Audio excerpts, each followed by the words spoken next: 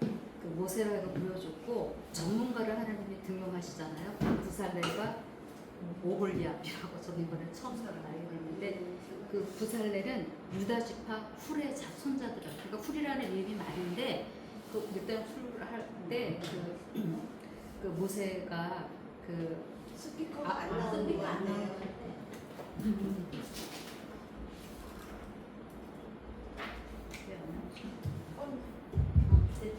모세가 그 저기 모형을 만들 때, 그 성막을 만들 때 그 전문가들을 등용을 해요. 부살렐과 오홀리압인데 부살렐은 유다 지파 훌의 손자고 그 오홀리압은 단 지파 작은 거라고요. 그런데 그 하나님의 그 영을 주셔갖고 지혜와 이런 거를 많이 주셔갖고 부살렐로 하여금은 그 금은 또 이런 것들을 잘 정리하게 만드는 거를 그런 재능을 주셨고 오홀리압에게는 청색, 녹색 이런 실들과 이런 여러 가지 정교한 일들을 조각하고 세공하는 이러한 일들을 오홀리압에게 했어요. 근데 훌이 그 아말렉과 싸울 때 손을 들고 할 때 그 아론하고 훌이 같이 있게 있는데 훌은 미리암의 남편이라고 일단은 아는데 훌이라는 이름이 구약에 많이 있대요. 이 사람은 동일 인물인지는 모르겠어요. 그래서 성막이 이제 이거는 성전인 거가 되는 거고요. 성막은 여기를 좀 여기 아시는 거니까 여기 조금 줄게요.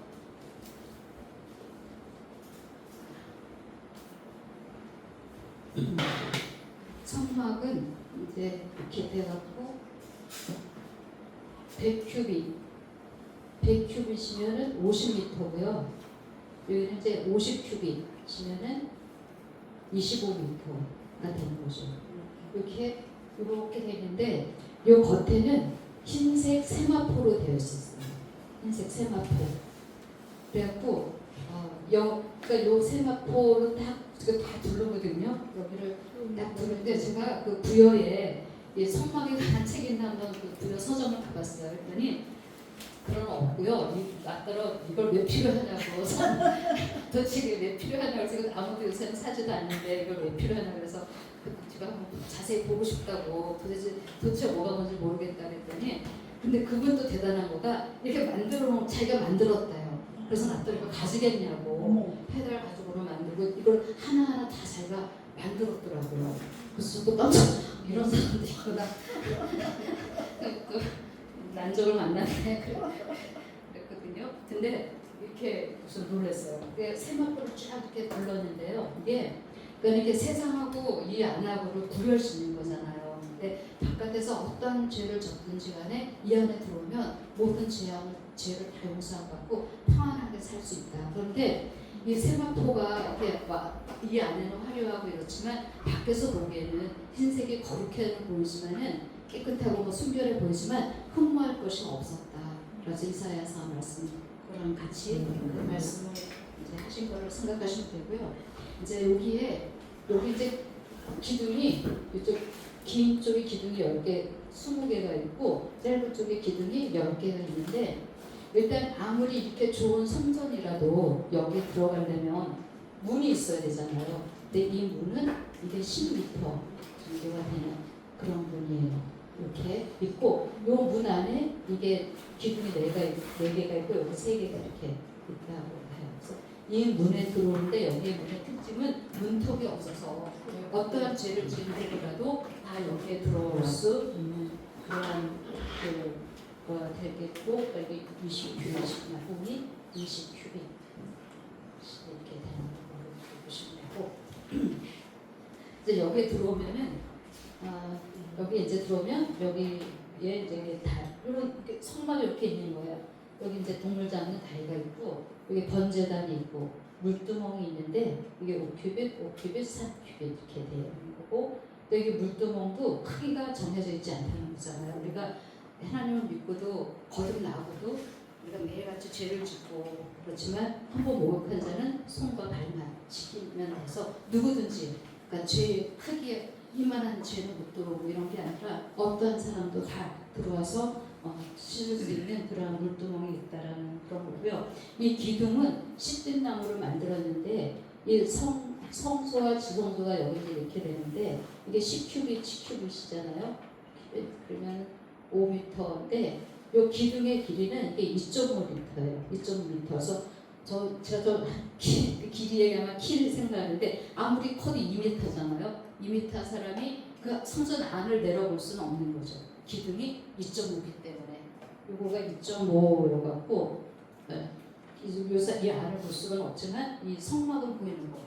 지성소하고 10km, 5m가 되니까 지성소하고 성소는 이게 보이게 되는 거죠. 율동에 그게 없다는 거고요. 여기가 이제 성소가 되고 여기 이제 지성소가 되는데 성소에는 여기 이제 그 진설병이 이렇게 12줄이 있고 여기 등잔 네 가지 7개짜리가 있고 여기 이제 분향단이 나오고 근데 이 분향단이 그 성도들의 기도이기도 하지만 여기 이제 성소와 지성소의 특징이 창문이 없다는 거잖아요. 그리고 신발을 신지 않고 그다음에 의자가 없다는 거예요. 다 서서 이거를 섬기는 거를 하는 거잖아요. 근데 이거 이제 여기 성소에는 제사장만 여기서 매일 섬기는 일을 하고 또 지성소에는 대제사장만이 1년에 1차례씩 들어가는데 한 번만이 아니라 이제 제 화목제를 하기 위해서는 백성의 죄를 사하기 전에 먼저 자기 가족의 죄를 사하기 위해서 쓰는 번제물이 틀리잖아요. 그러니까 자기 가족의 죄를 위해서 쓰는 번제물은 숫송아지가 되는 거잖아요. 그러니까 숫송아지에 대한 그거를 여기서 잡고 여기서 태우고 이런 피를 가지고 와서 여기 언약궤가 이렇게 있는데 언약궤는 이거는 2.5m고 이게 1.5 높이가 1.5m가 돼요. 그럼 이 언약궤 안에 이거는 그 금으로 둘러싼 언약궤 안에 이 안에 만나를 담은 금항아리가 있고 그 다음에 아론의 쌓는 지팡이가 있고 그 다음에 돌판이 여기 이제 2개 똑같은 게 여기 안에 들어있고 그 위에 언약궤 위에 시음자가 이렇게 있고 그 옆에 그룹들이 이렇게 천사가 보고 있다는 그게 있는 거죠.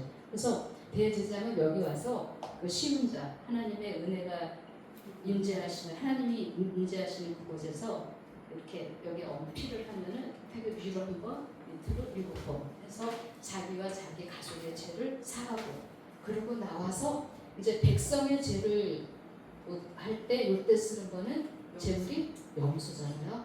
근데 염소 비슷한 거를 2개 해갖고 이제 우리 이제 제비 고르게 되는데 제비 구워서 먼저 한 거는 목에다가 붉은 띠를 띄운대요. 그래서 얘는 죽이는 거예요. 얘는 죽여갖고 제사를 똑같이 해서 제사를 피를 갖고 갖고 제사를 해주고 그 다음에 나와서 나머지 중에 하나는 뿔에다가 붉은 띠를 맨 요거는 살려서 요거를 이제 내버리는데 요 염소를 아사셀 염소라고 하죠. 그래서 이거는 여기다 이제 안수를 해서 모든 백성의 죄를 할 때도 그냥 박하는 게 아니라는 거예요. 왼손을 넣고 이렇게 오른손을 얹어서 모든 백성의 죄를 다 점화시켜서 동물을 내보낼 때 동문으로 동쪽문으로 해놓고 내보내는데 그게 내보내 기드론 골짜기로 갔다가 강남산 그쪽으로 해갖고 유대방을 가고 굶어 죽거나 아니면 짐승에 먹혀서 죽어야 되는데 저도 이거 깜짝 놀랐는데 이렇게 살아서 돌아가면 얼마나 놀라겠어. 그러니까 살아서 돌아오지 못하게 걔를 기드론 골짜기에서 뒤로 해갖고 걔를 떨어뜨려 버리는 거잖아요. 그래서 유대인들이 저는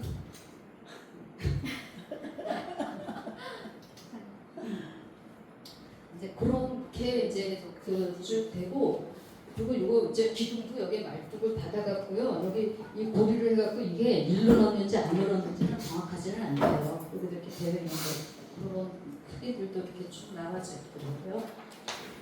그리고 이제 그 문 쪽에 기둥이 그렇게 있고 이제 문에 그 문턱이 없다. 그런데 그 문이 우리 요한복음 10장에 양문이라고 양의 문이 예수 그리스도를 통해서만 천하 만민 중에 구원을 받을 만한 다른 이름을 우리에게 주신 게 없다는 것은 예수 그리스도에는 구원 받을 이름이 없다라는 그런 말씀을 우리가 하시고 이 번제단은 이 뿔에다가 이 못을 입히고 여기다 이제 피를 바를 때 이 그 구원의 뿔 그다음에 번제단에 막 탈 때 그거는 성령의 불.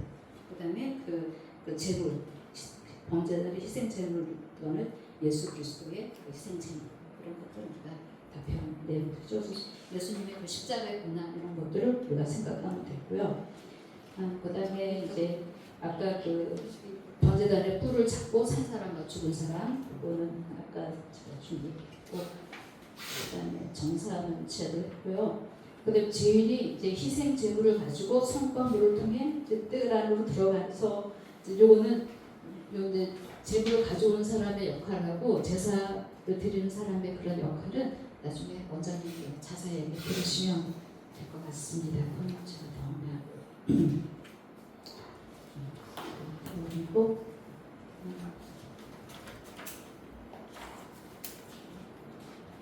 그리고 저기 저희가 히브리서 앞쪽에 할 때 그 9장 23절하고 28절 그 부분에 있어서 그 두 번째 나타나시는 분하고 나타나셨고 또 지금 나타나시는 그런 부분을 옛날에도 한번 하셨는데 굉장히 아주 그렇죠?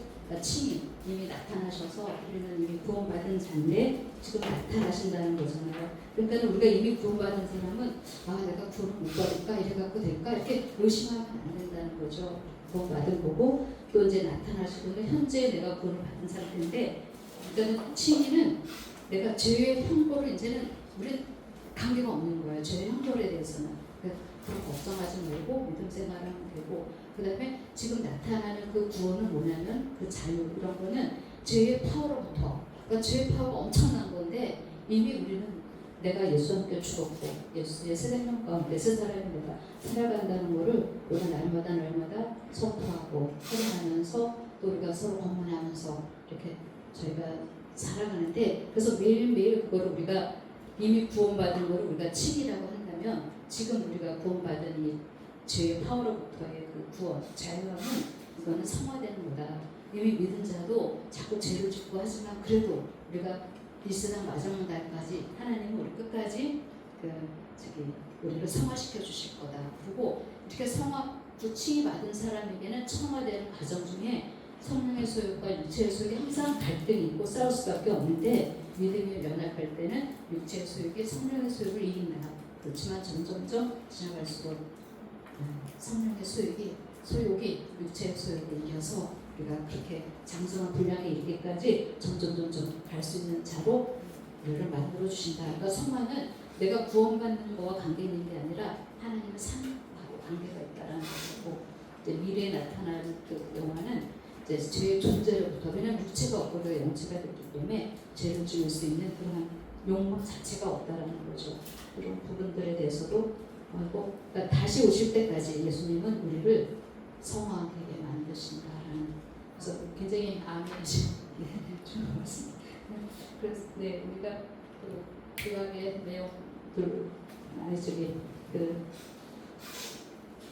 성막에 대한 거는 여기 앞에 현성전을 하면서 어느 정도 그걸 했기 때문에 중요한 내용들은 거진 다 된 것 같아요.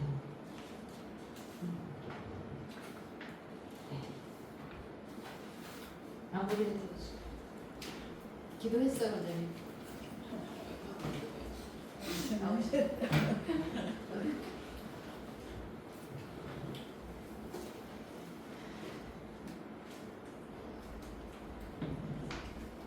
그리고 그 히브리서 9절에 이제 9장에 이제 그 원장님께서 이런 거를 이제 약간 요점 정리를 해주시는 거가 되게 좀 도움이 되는 게 히브리서 9장 1에서 10절까지는 첫 언약에 있는 그 섬기는 예법과 성소에 대한 설명이 있고 히브리서 9장 11절부터 뒷장까지는 둘째 언약, 새 언약의 성소와 섬기는 법에 대한 그런 설명들이 쭉 있었고요.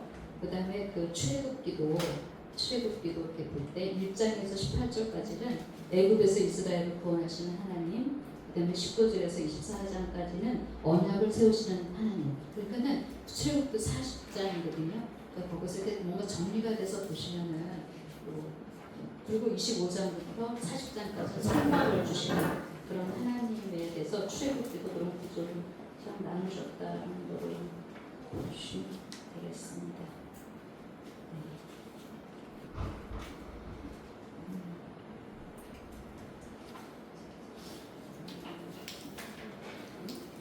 이것도 약간 요약을 해주셨는데 그 첫 언약과 둘째 언약이 첫 언약이 성막이라면 둘째 언약에서의 성막은 예수 그리스도가 성전인 거고 그냥 다 아시는 거잖아요.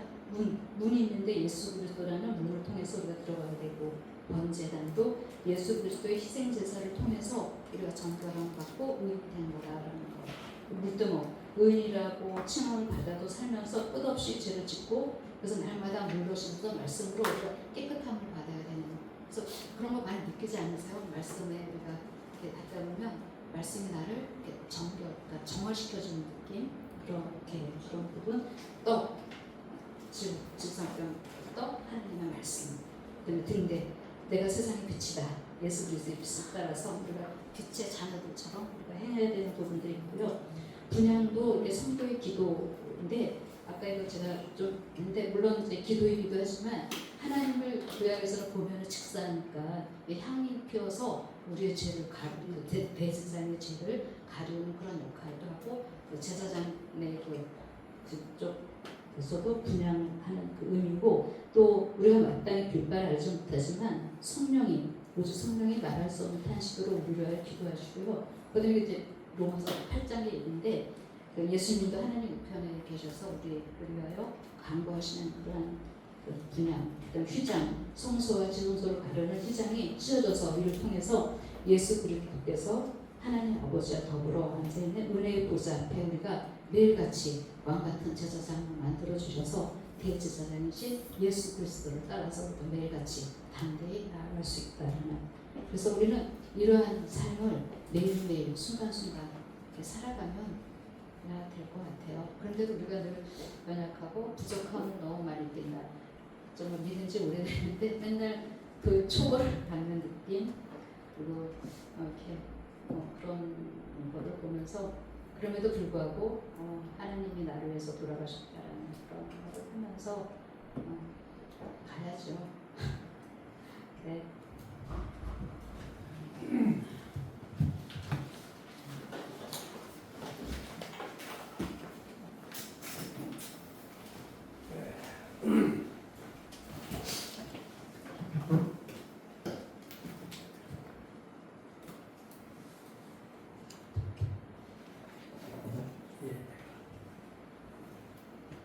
오늘도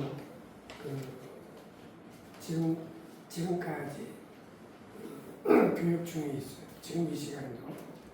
근데 아마 그러니까 한 10시 정도까지는 이걸 해야 될 것 같아요. 네. 이 시간에 제가 오늘 저희 제사에 대해서 말씀을 드리려고 했는데 저는 안 했죠. 네. 성막과 성전에 대한 얘기 제가 몇 번 했죠? 7번 한 건데 지금 뒤에서 잠깐 들었는데 너무 기쁘더라고요. 네.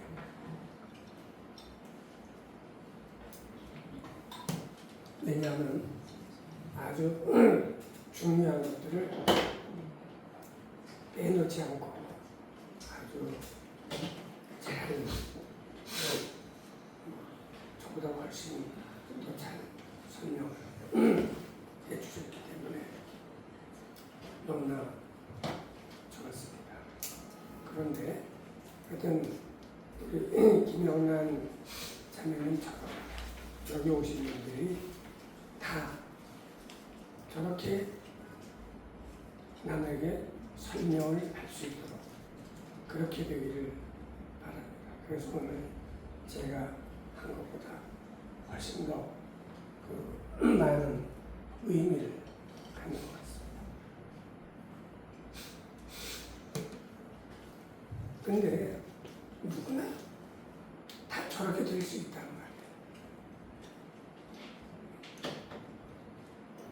말이에요. 되는 사람이 있고 안 되는 사람이 있다는 말이에요. 왜 그럴까요?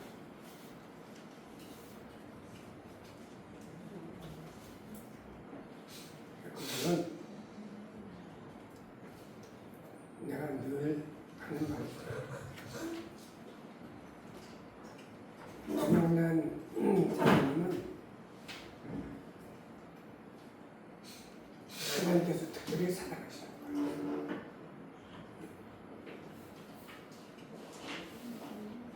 뭐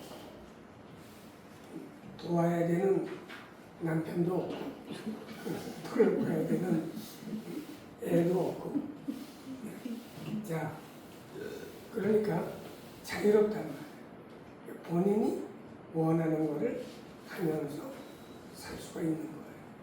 근데 다른 분들은 결혼을 했고 애가 있고 또 직장이 있고 이러니까 하고 싶어도 제대로 할 수가 없죠. 근데 우리 여자는 그런 게 없으니까.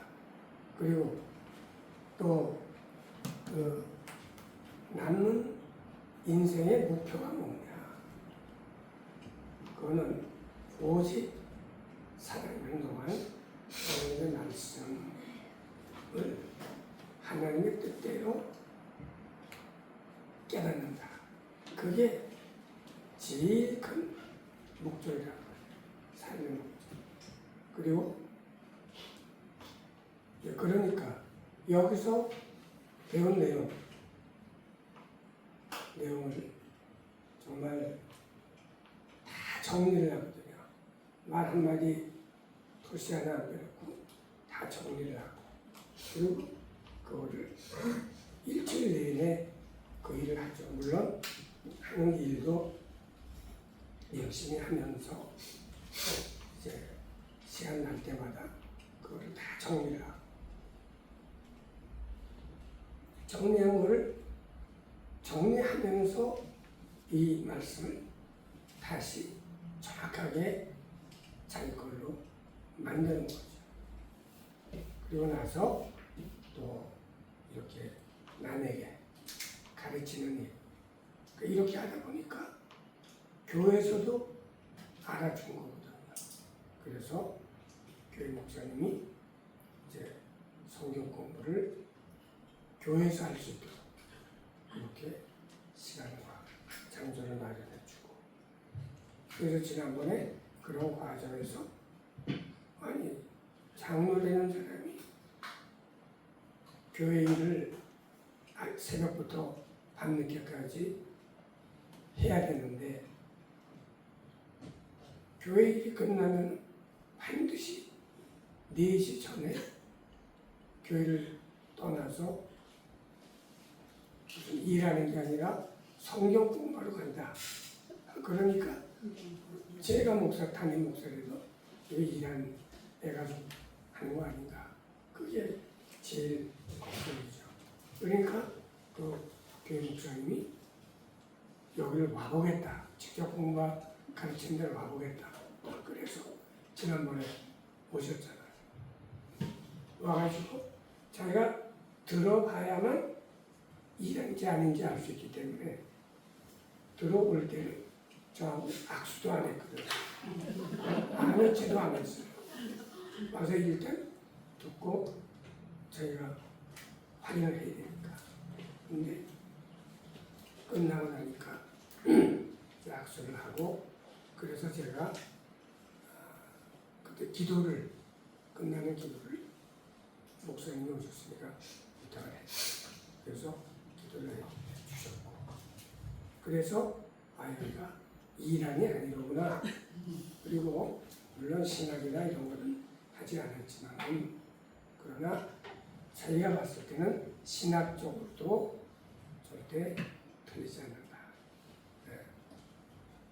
오히려 신학을 한 자기가 부끄럽다는 말을 한 번도 아니고 3번씩이나 그렇게 하셨단 말이죠. 자, 그래서 저는 하여튼 모든 사람이 김영란 자매처럼 그렇게 똑같이 하는 건 아니죠. 왜냐하면 사람마다 다 처한 환경이라는 게 있기 때문에 그러나 하여튼 자기가 처해 있는 여건, 상황 속에서 최선을 다해서 목표를 하나님의 말씀을 하나님의 뜻대로 깨닫는 것을 최우선으로 하고 그 다음에 세상 일을 하더라도 그거를 하고 난 다음에 피곤하다고 그렇게 하지 말고 하여튼 최대한으로 말씀을 배운 말씀을 철저하게 그 공부를 좀 하고 자기 것으로 만들고 그 다음에 만나는 사람마다 그 말씀을 전하는 그런 훈련을 하기를 바랍니다. 예. 그리고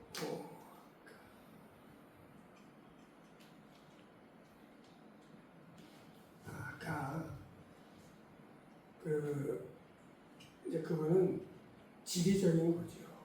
그래서 예루살렘 성이 있으면은 이 동쪽으로는 문이 하나 있고 그리고 헤롯 성전은 그 서쪽과 남쪽과 북쪽은 확장을 했는데 동쪽은 확장하지 못했다. 왜? 기드론 골짜기가 있기 때문이다. 그래서 문을 열고 기드론 골짜기로 내려가면 앞에 감람산이 있으니까 감람산으로 올라가서 계속 향하다 보면은 무인지경이 나온다.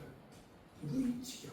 사람이 살지 않는 광야가 나오는 거죠. 거기에서 이제 한참 가가지고 무인지경에 갔을 때 그 아사셀 염소를 풀어주는 거죠. 그러면 거기서 굶어 죽거나 짐 맹수한테 먹혀서 죽어야 되는데 살아 돌아온다. 근데 그거를 아까 내가 잘못된지 모르지만 기드론 골짜기에서 떨어뜨려 죽인다. 그게 아니라 그거는 문을 나서자마자가 기드론 골짜기고 그 다음에 반대편 감람산 정상을 지나서 계속 내려가면은 무인지경이 나온다. 광야가 나온다. 그 광야에 있는 마사지에서 아스트 염소를 죽인다. 그거는 이제 그 지리적인 거니까. 그러나 하여튼 아주 너무 설명을 잘해줬어. 우리 다 그렇게 할 수 있다는 말이죠. 그렇죠?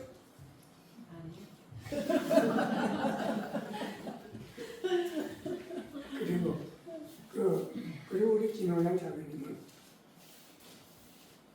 진짜 아무리 교회에서 무슨 일이 있다 그래도 반드시 그 일로 오시잖아요.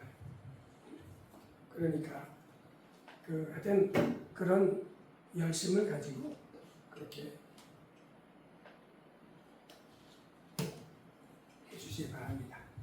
자, 그러면은 이제 뭐 하여튼 기도까지 다 끝내셨으니까 오늘은 이걸로 끝내도록 하겠습니다. 그리고 오늘 우리 진짜 무지하게 오래간만에 박정희 우리 박정희 대통령 박정희 사님들 다 같이 한번